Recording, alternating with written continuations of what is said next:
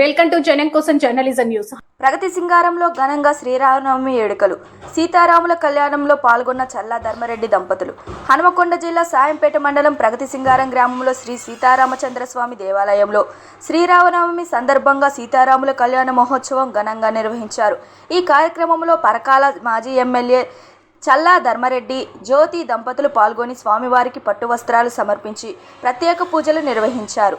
ఈ సందర్భంగా వారు ప్రజలకు శుభాకాంక్షలు తెలియజేస్తూ శ్రీరాముని ఆశీస్సులతో అందరూ సుఖ సంతోషాలతో ఉండాలని ఆకాంక్షించారు. కార్యక్రమంలో గ్రామస్తులు, భక్తులు భారీ సంఖ్యలో పాల్గొన్నారు.